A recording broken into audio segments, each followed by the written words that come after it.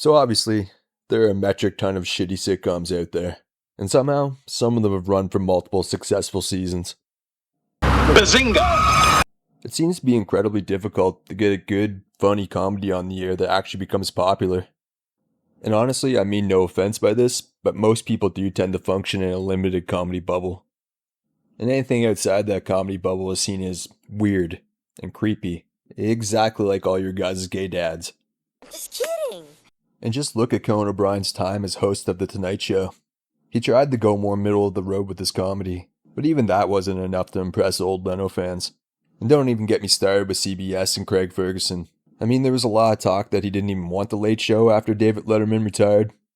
But Craig Ferguson has made some comments that kind of led me to believe that maybe CBS didn't want him in the role, and maybe he was a little bit interested, but they were like, no fucking way, dude. Because they knew his comedy wouldn't be accepted at that hour because he just wasn't normal enough.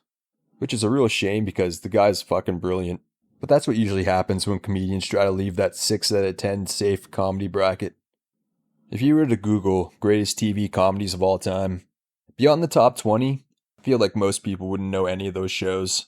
And it's pretty easy to tell that because anytime you bring these shows up to your friends or family or people you work with, they just look at you like, what are you talking about? I mean, as a former comedy snob, it really sucks. Because I have no one I can talk about these shows with. And like us comedy snobs are just out there watching great comedy so we can become the funny guy at work and you guys just don't appreciate this. Like, come on, guys. But what I really know is most great comedies that have come out after 1990 have basically flown under the radar. And not to give Comedy Central too much credit, mostly because they were the driving force for the ending of The Chappelle Show. And don't worry, I'll be making a video about that at some point too. Like, everyone needs to know what happened between Comedy Central and Dave Chappelle, but most really good comedies that have come out since 1990 did kind of come out on cable networks. Not one of the main big networks like NBC or Fox or whatever. Basically, cable networks didn't have to follow the same standards as big networks. And creators on those channels were allowed to let the freak flag fly. The implication that things might go wrong for her if she refuses to sleep with me. Now, not that things are going to go wrong for her, but she's thinking that they will. Something that isn't going to happen on the network channels like NBC, Fox, ABC, or CBS. And that definitely played a part in most of these shows going unseen. Plus, most shows I can think of that I really love would offend most normal comedy fans. Refuse, because of the implication. But that's not what this video is about. This video is about a network TV show that went underseen and was eventually cancelled. Even though it's almost 30 years later, it's still one of TV's greatest comedies.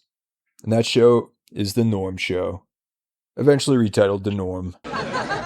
Norm, this is an ad for hookers. What? Oh, man. I ordered choice cuts of beef from this ad over here. I'm going to get a young boy, aren't I? Norm follows former NHL hockey player, and I mean player and not star, Norm Henderson, played by comedy great Norm Macdonald. Norm's character is thrown out of hockey because he was a gambling, tax-evading degenerate. But luckily, because of television's version of the justice system, the law finds Norm a new job to teach him a lesson. Cheer up, Norm. You know, maybe you and your brother will get along better now that you're a big loser, too. I guess by loser, you mean the court sentenced me to the same job that you chose as a profession? Yeah, for some reason after he gets busted, he gets sentenced to community service as a social worker. Because that's how close we all are to becoming social workers. Just one court order away. Yeah, it's a weak premise, but it's a sitcom, so let's not think about it too much. Which does seem to be the golden rule for sitcoms. Norm is obviously and hilariously underqualified for his job. And he spends almost every episode being a funny prick who does everything to avoid work. Norm is joined by a quirky cast of characters who basically keep Norm from getting fired or arrested every week. Because he is completely incapable of not doing stupid shit. I'm not going to do anything stupid. Of course you will. That's what you do. Hey, I don't like the sound of that. What are you getting at? I'm saying you do stupid things all the time. All right, then. Norm was created by Bruce Helford, creator of the ratings phenomenon, The Drew Carey Show. And a lot of what made Drew Carey successful was imported over to The Norm Show. Like, working class people with no chance of becoming rich, loser characters that rarely have good things happen to them, and raunchy edgy for the 90s comedy. The really big main difference from Drew Carey to Norm was Drew Carey's character was a born loser type. Norm definitely checked some of those boxes, but he was still cool, whereas Drew was more self-conscious and neurotic. Norm didn't seem to care what people thought of him. Sure, some women would think Norm was a loser.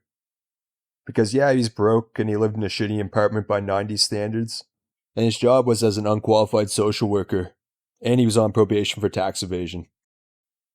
But more times than not, he seemed to be able to charm women who were definitely out of his league.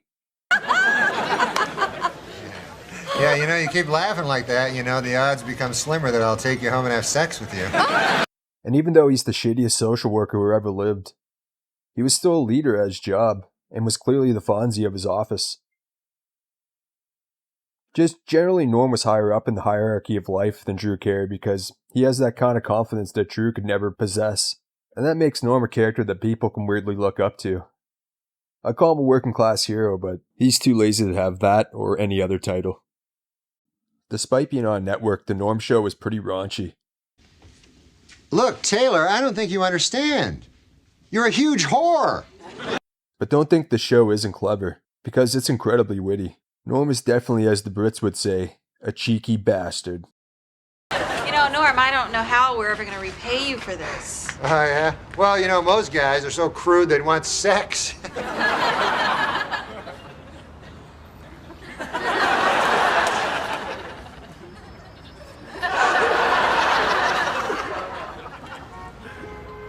But not me. Really, it was very 90s. If you're too young to remember, the 90s' main purpose was to be a dark contrast to everything that happened in the 80s. From music to movies, everything moved into the dark and or extreme. It's pretty cool into the late 90s when the extreme side of things got out of hand. But it was the perfect opportunity for someone like Norm to become a sitcom star. Norm's style of comedy never would have worked out pre-Roseanne. Which makes sense because Norm was a writer on that show. The stars kind of aligned for Norm. He had all the right tools to succeed as a TV star. And the show did go on for 3 seasons, but it should have been a hit from the go. It's kind of the curse of Norm's career. After he left, or was let go from SNL, he tried to become a movie star with Dirty Work, which I could do a video for as well, but I'd just be saying most of the same things that I'm saying in this video. And even with the studio pushing the movie to resemble an Adam Sandler movie from the 90s, and Dirty Work being hilarious, people still didn't give a shit. Like we got ourselves a fight, huh? Great, it's fighting time. Can I be on their side? After that, Norm tried his hand at TV, with slightly better results. But the general population just could never fully embrace him. Among comedians, the man is a legend, but he never got his due with the rest of you. Now that Norm's gone, I doubt that'll change. Unless, you share this video with all your family and friends as a way to finally give Norm his due. I mean, only if you want to. It's not like we have a man's legacy in our hands or anything. But if you love comedy in any sense, I find it hard to believe that you won't laugh your ass off watching The Norm Show. And basically that's all I have to say. Hopefully you agree that I'm right about everything, and please like, subscribe, and share. Look, Taylor, I don't think you understand. You're a huge whore.